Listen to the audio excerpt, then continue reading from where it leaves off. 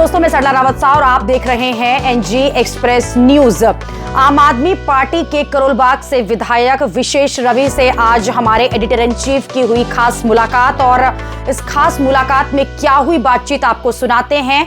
आम आदमी पार्टी के विधायक ने दिल्ली की जनता, दिल्ली में आने वाले चुनावों को लेकर क्या बातचीत करी, इस एक्सक्लूसिव इंटरव्यू में देखिए। दोस्तों नमस्कार, मैं निखिल गुप्ता। आज मैं आम आदमी पार्टी के ऑफिस में हूँ। आपने मुझे हरियाणा चुनाव में देखा, मैं बीजेपी ऑफिस में था, मैं कांग्रेस ऑफिस में था। आज मैं आम आदमी पार्टी के ऑफिस में हूँ। विशेष रवि जी हमारे साथ हैं, यहाँ के एमएलए हैं करोलबाग से। अब हम इनसे बात करेंगे। पहले मैं पृष्ठभूमि के बारे में बता देता हूँ। आम आदमी पार्टी 2011 के अंदर अन्ना आंदोलन से जन्मी आम आदमी पार्टी 2013 के अंदर पहला चुनाव लड़ती है। 40 या 42 दिन पहले सरकार चलती है। उसके बाद 70 में से 67 सीटें लाने वाली आम आदमी पार्टी, ये भी अपने आप में एक रिकॉर्ड है। उसके बाद 2019 के अंदर 70 में से 63 सीटें लाना, 90% से अधिक, ये भी अपने आप में रिकॉर्ड है। तो विशेष जी आज हमारे साथ हैं, हम इनसे बात करेंगे कि हरियाणा चुनाव के ऊपर और दिल्ली में विधानसभा चुनाव आने वाले हैं उन पे। सर बहुत बहुत धन्यवाद, आपने समय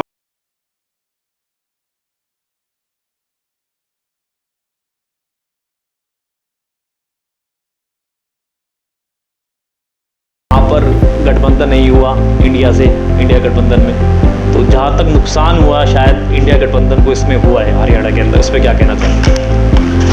बिल्कुल, नुकसान तो हुआ ही है और दोनों को ही नुकसान हुआ है। और अगर साथ में चुनाव लड़ते तो परिणाम कुछ और होते, क्योंकि जितने जो उम्मीदवार जीते हैं बीजेपी के, अगर उनका मार्जिन देखें आप तो करीब 20 लोग ऐसे हैं बीजेपी के जो 1000 और 2000 के बीच में जीते हैं। 2000 और 2000 के मार्जिन से जीते हैं। तो वो मार्जिन जो है वो अगर दोनों पार्टी साथ में के चुनाव लड़ते तो वो मार्जिन जो है वो नहीं होता और वहाँ गठबंधन का उम्मीदवार जीतता। करीबन 10 सीटें ऐसी रहीं जहाँ आम आदमी पार्टी और कांग्रेस साथ में होते तो समीकरण कुछ और बैठ जाते, और कांग्रेस की सरकार प्लस अगर आम आदमी पार्टी साथ में होती तो आसानी से बना सकते थे। बिल्कुल, वही हमने कहा कि वो ना साथ में लड़ना जो है वो निर्णय गलत रहा। साथ में मिलकर लड़ना चाहिए था। और कोई बात नहीं, जो है बहुत सारी चीज़ें होती हैं जो हमें सिखा के जाती हैं, तो उसको मान सकते हैं कि आगे के लिए ध्यान रखें। अच्छा विशेष जी, अब एक बात बताइए, 2019 के बाद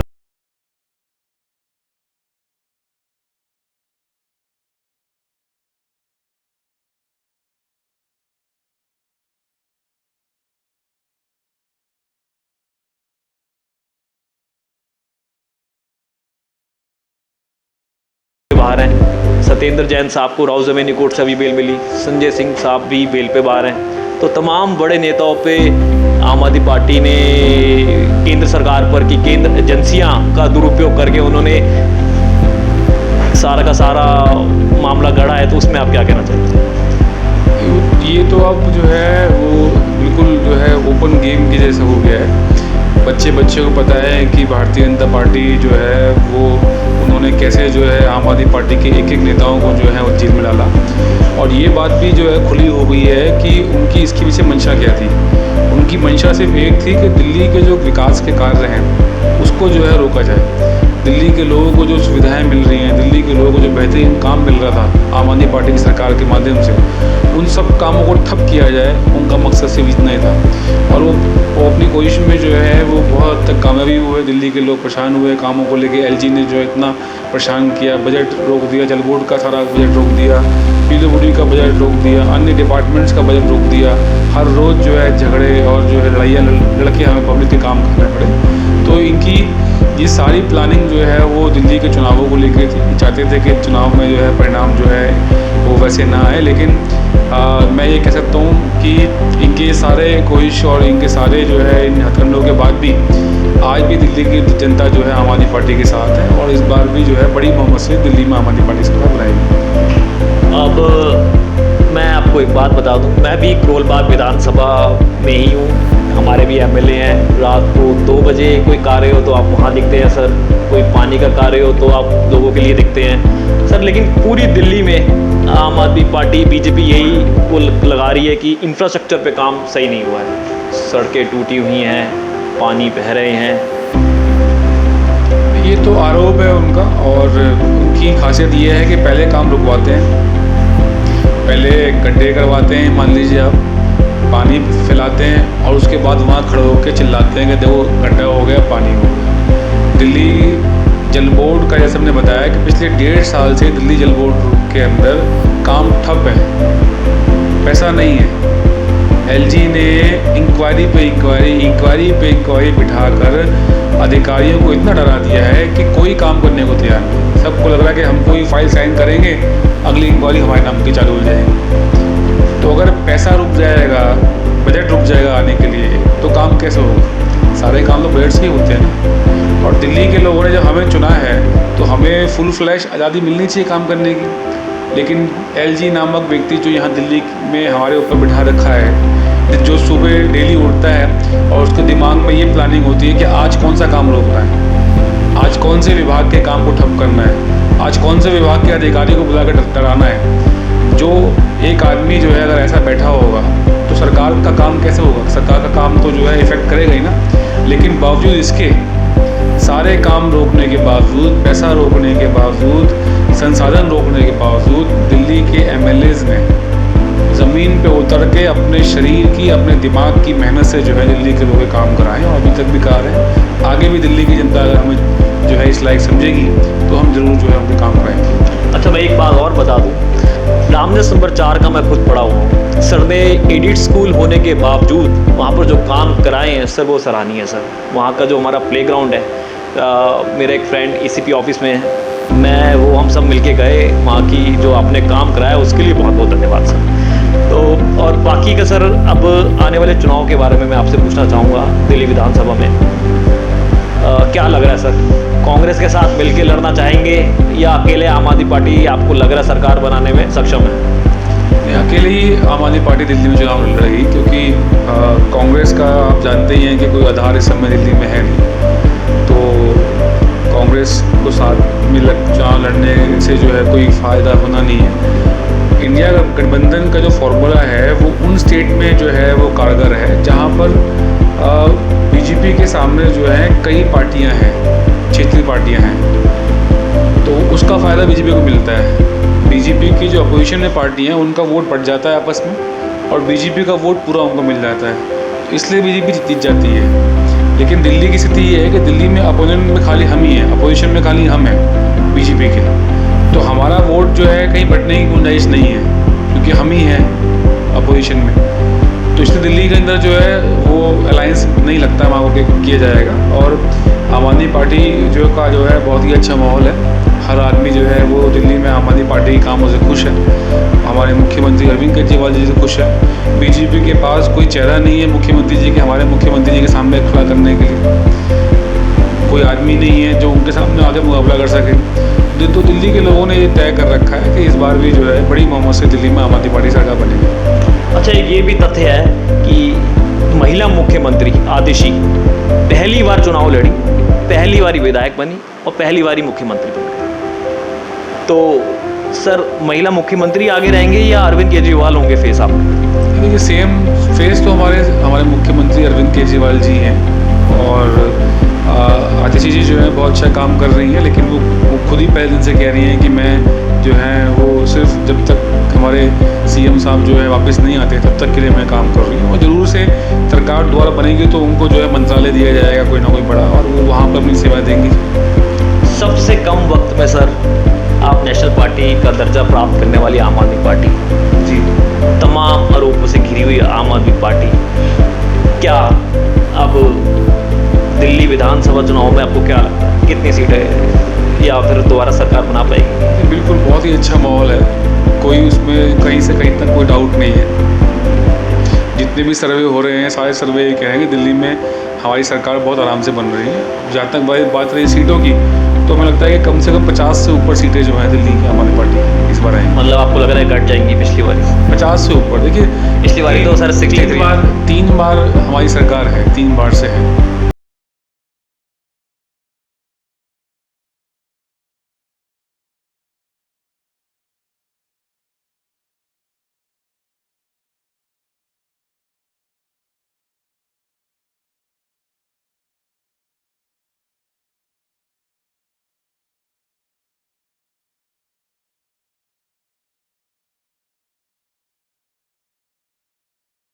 बड़ी उपलब्धि है कि देश के जो हमारा बॉर्डर क्षेत्र है वहाँ से एक हमारे विधायक चुन के आए हैं। हालांकि बहुत सारे स्टेट्स में ऑलरेडी हमारे एमएलएज हैं, जैसे गुजरात है, गोवा है, अब ये JNK हो गया। तो ये बहुत बड़ी उपलब्धि है। और अगर JNK की सरकार जो हमारे विधायक है मलिक जी, उनको अपनी टीम में लेती है तो निश्चित तौर पे जो है उससे जो है JNK और डोडा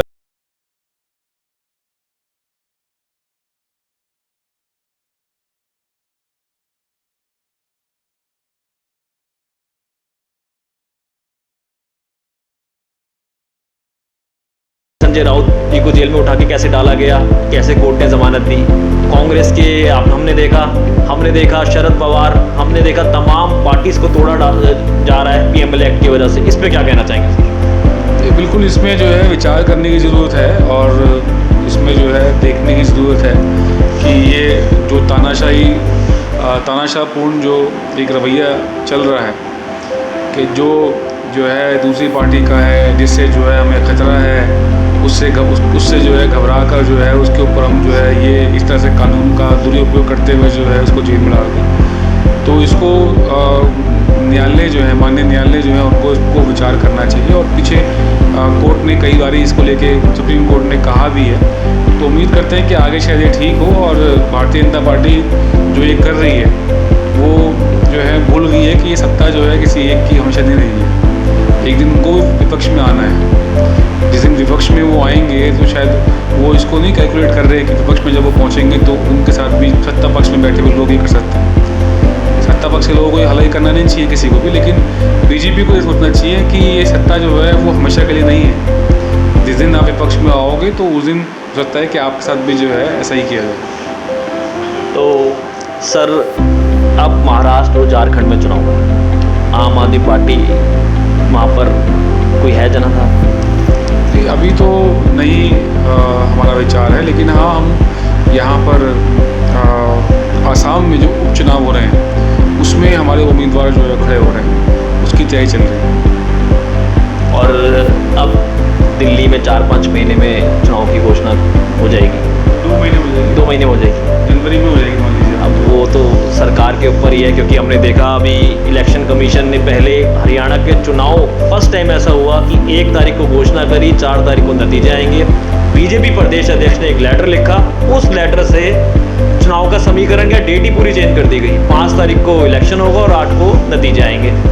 क्यों? उसकी वजह ये बताई गई, लास्ट सैटरडे संडे 2 तारीख को कोई बहुत बड़ा कार्यक्रम, 2 तारीख को महात्मा गांधी का बर्थडे, 3 तारीख को बिश्नोई समाज आप बता रहे हैं। उसकी वजह ये है कि इलेक्शन कमीशन खुद जो है वो मोदी जी के बिठाए हुए हैं।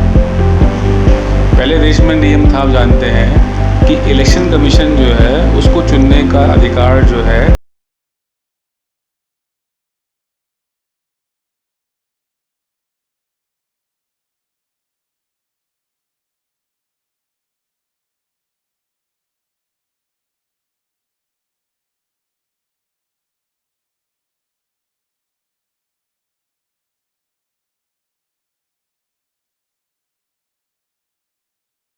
आदमी वो फ़ोन करते हैं, हाँ भाई ये कर दो सर, तो फ़ोन करते हैं, हाँ भाई ये कर दो सर।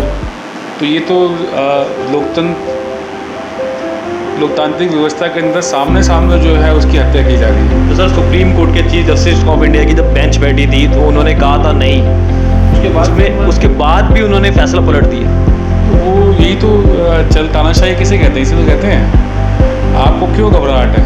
आप क्यों नहीं चाहते हैं कि एक जो है निष्पक्ष जो है इलेक्शन कमीशन जो है बने और एक निष्पक्ष चुनाव हो सके? इस बार जब चुनाव हरियाणा के परिणाम आए तो पूरी दुनिया कह रही है कि मशीनों में गड़बड़ है। हर आदमी कह रहा है कि एक तरफा माहौल था कांग्रेस का और रातों रात जो है वो चीज़ें बदल गई। कैसे हो रहा है ये?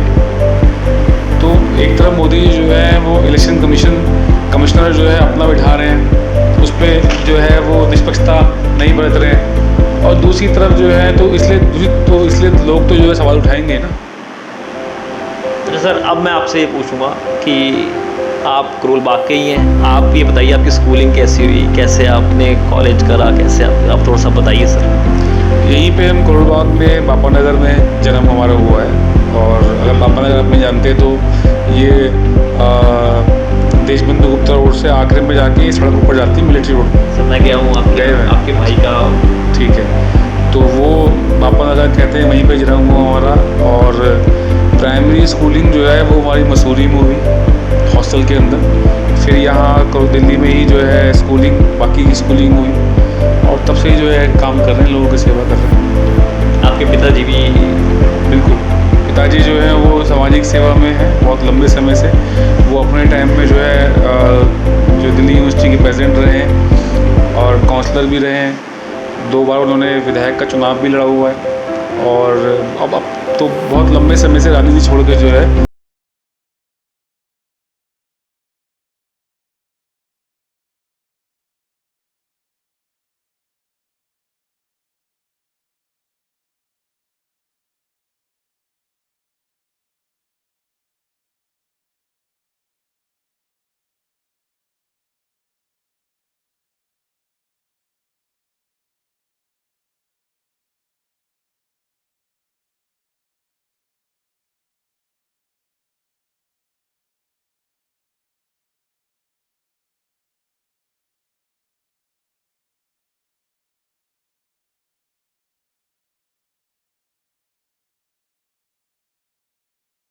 सत्तर में से 67, 70 में से 63, 90% से अधिक सीटें किसी पार्टी की नहीं आई। लेकिन सर लोकसभा चुनाव में क्या होता है?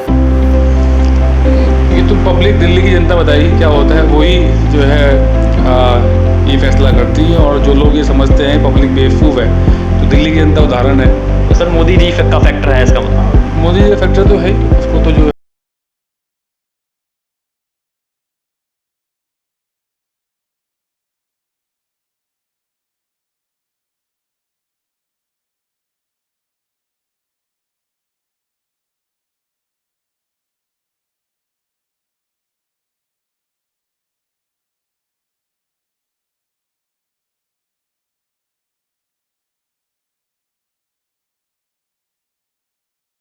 व्यक्ति जो है वो कहीं कहीं रहता है। तो समय आएगा, अपने आप पब्लिक को समझ में आएगा कि जो भी हम कर रहे हैं वो सही नहीं है। चलिए सर, बहुत बहुत धन्यवाद, आपने समय निकाला। मैं काफ़ी टाइम से आपको कॉल कर रहा था। और विशेष अभिजीत है, हमने इनको पिछले कई सालों से कभी रात को देखा है। आप सोशल मीडिया के माध्यम से, व्हाट्सएप के, फेसबुक के माध्यम से ये जुड़े रहते हैं आम जनता से। हमने इन्हें सड़कों के लिए देखा, पानी के लिए देखा। अच्छा सर, पानी से मुझे एक चीज़ याद आया कि भारतीय जनता पार्टी ने कहा कि 20,000 करोड़ का घपला हुआ है और वो हुआ है, उस पर क्या कहना चाहेंगे? वो तो उनकी मर्जी है, वो कभी 20,000 बोलते हैं, उसी का नंबर भूल जाते हैं खुद ही, फिर उसी को 10,000 बोल देते हैं, फिर अगले दिन उसको 8 बोल देते हैं, फिर उनको ध्यान आता है देख के अपनी रिकॉर्डिंग के नहीं वो तो 20 बोला था, तो फिर 20 बोल देते हैं। तो कहते हैं आम आदमी पार्टी ने जो पानी के बिल है, और करो ना, आपके पास पुलिस है, आपके पास CBI है, ED है, आपके पास है, मिलिट्री आपके पास है, करो अंदर। अगर कोई घपला किया है तो क्यों 10 साल में किसी को क्यों नहीं कर पाए अंदर?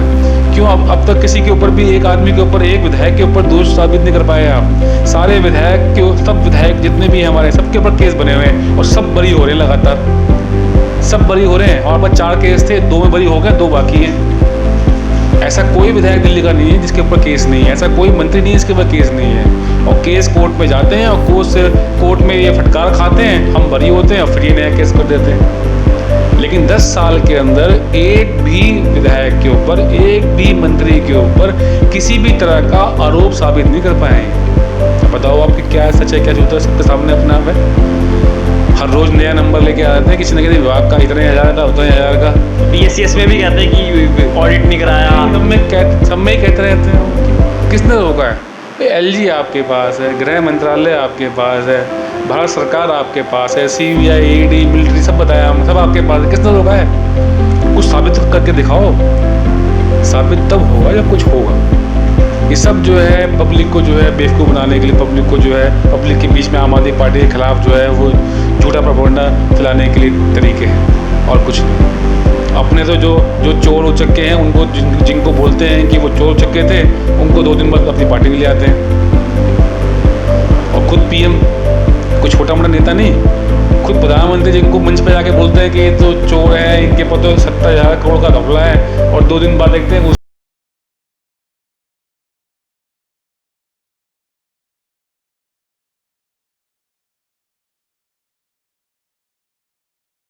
उनके अंदर जो है सिद्धांत, असूल, उन सब के कुछ मायने थे, जब जिसमें अटल बिहारी वाजपेयी और आडवाणी जी जो है ना इस पार्टी को चलाते थे।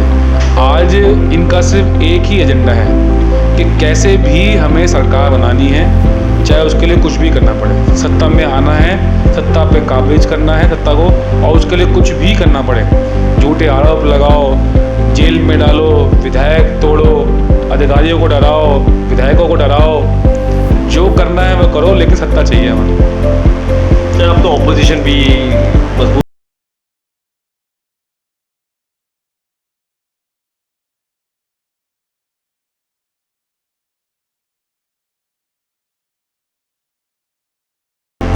पानी के ऊपर बहुत ज़्यादा सर घमासान मचा हुआ दिल्ली के अंदर, अभी झाग वाला पानी भी की बहुत ज़्यादा समस्या तो है, उसको तो डिनाई हम नहीं कर सकते, लेकिन ऐसा भी नहीं है कि सरकार ने हमारे लिए काम नहीं किया। काम तो सर हमने देखा है आपको करते हैं। काम तो समस्याएं ये जितनी भी बड़ी समस्याएं हैं, ये प्रदूषण की है।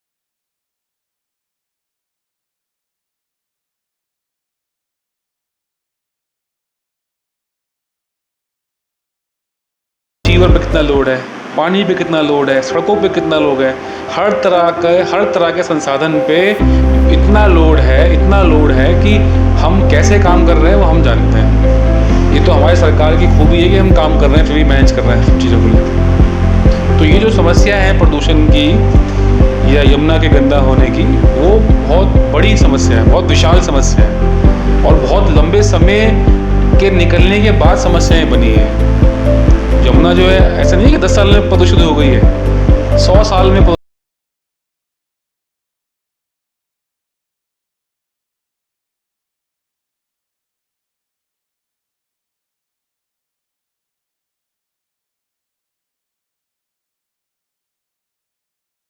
बिठा रखे हैं ऊपर। दूसरा जो है, अभी हमारी सरकार को जो है जितना समय हुआ है उतना इन समस्याओं के हिसाब से जो है वो कम है, इनको हैंडल करने के हिसाब से। सर प्रदूषण की समस्या तो पराली से जलने से, तो उन्होंने कहा था पंजाब में अब तो आपकी भी सरकार है। तो पंजाब में बहुत नियंत्रण हुआ है, सरकार हमारी जब से वहाँ पर बनी है बहुत ज़्यादा नियंत्रण हुआ है। लेकिन खाली पंजाब नहीं है ना, हरियाणा भी तो है, उत्तर प्रदेश भी तो है, दिल्ली का आप देखें अगर सारे, तो ये तीनों बॉर्डर पड़ते हैं ना हमारे यहाँ पर। तो वो पंजाब में हमने कर लिया, हरियाणा। अब ये मुद्दा ऐसा है विशेषकर प्रदूषण का, जिसमें केंद्र सरकार की बहुत अहम भूमिका है। केंद्र सरकार को देखना चाहिए, वो खुद यहाँ बैठे हुए हैं, उनको नहीं उनकी जिम्मेबंदी के बाकी स्टेट्स को बुला के बात करें, भाई तुम्हारे यहाँ क्या हो, तुम्हारे यहाँ क्या हो, इसको ठीक करो, इसको ठीक करो। दिल्ली में जो प्रदूषण हो रहा है वो बाहर से आ रहा है, बाहर उनकी सरकारें हैं और केंद्र में उनकी सरकार है, तो उनकी तो कुछ जिम्मेदारी बनती है।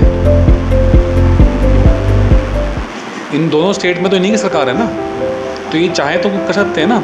सेंटर में इनकी सरकार है, सारे मंत्री प्रधानमंत्री यहाँ रहते हैं, प्रदूषण की दिक्कत तो इनको भी होती होगी पीएम साहब को। हो सकता है उन्होंने अपने घर में वो लगा रखा हो, क्या होता है भाई एयर प्यूरिफायर, लेकिन जनता कहाँ जाएगी? जनता का तो क्या नाम है, काम करने के बाहर निकलना है। वो तो गाड़ी में बैठते हैं, घर से निकले, गाड़ी में बैठे, प्लेन में चढ़े, पहुँच गए अमेरिका, अगर जहाँ उनका मन करता है जाने का, वहाँ से प्लेन में बैठे, गाड़ी में बैठे, घर में आ गए हमने। लेकिन हमारा आप जैसे लोग तो सड़कों पर घूमते हैं ना, काम करते हैं, तो हम तो मर रहे हैं, लेकिन उनको चिंता ही नहीं है कुछ। बस क्या करना है, इनके ऊपर डाल दो सब कुछ, ये नहीं कर रहे, ये नहीं कर रहे, ये नहीं कर रहे। तो ये ठीक नहीं है। ये जो बड़ा होता है ना, केंद्र सरकार जो है पिता तुल्य है हर राज्य के लिए, और पिता तुल्य होने के नाते उनका ये फर्ज बनता है कि जहाँ जो दिक्कत है उन्हें बुला के बैठ के बात करके उसको हल करें उसका। ये नहीं कि बैठ के ऊपर से जो है ताने मारते रहें बस कि ये नहीं कर रहे, वो नहीं कर रहे, सिर्फ क्योंकि चुनाव जीतना है, चुनाव में फ़ायदा मिलेगा वहाँ, तो ये गलत है। तो आपकी गवर्नमेंट ने सर क्या स्टेप्स उठाए ये प्रदूषण को कम करने के लिए? बहुत सारे कदम उठाए, एक नहीं बहुत सारे कदम उठाए प्रदूषण को रोकने के लिए। मैंने तो जैसे ऑड इवन किया था सर, और इवन तो एक छोटा प्रयास था, लेकिन बहुत सारे काम हुए हैं दिल्ली के अंदर। और ऐसा नहीं प्रदूषण कम भी नहीं हुआ है, प्रदूषण पिछले कुछ सालों में अगर देखोगे आप तो इस बार और इससे पहले बहुत प्रदूषण कम हुआ है। दिल्ली पहली जो है वो स्टेट बनी है जहाँ पर जो है वो व्हीकल्स जो है शुरू हुए हैं, उनका पंजीकरण शुरू हुआ है। सारे सरकारी कार्यालयों में जो भी अब परचेज हो रहा है पिछले 1 साल से व्हीकल, वो ई-व्हीकल परचेज हो रहा है। हमने सब्सिडी दी है ई-व्हीकल पे, और दिल्ली के अंदर मार्केट उठ भी रहा है ई-व्हीकल का बहुत ज़्यादा। स्कूटीज़ लोग ले रहे हैं, गाड़ियाँ भी लोग खरीद रहे हैं। तो गवर्नमेंट के लेवल पे ऐसा नहीं काम नहीं हो रहा है, बहुत सारे काम हो, लेकिन जैसे हमने कहा कि समस्या बहुत बड़ी है। इनको हैंडल करने के लिए समय चाहिए, पर्याप्त समय चाहिए। बहुत बहुत धन्यवाद सर। हमने विशेष रवि जी को, क्योंकि मैंने आपको कहा ये हमारे भी विधायक हैं, तो रात को 2 बजे चाहे सुबह का टाइम हो चाहे दोपहर का टाइम हो, हमेशा जनता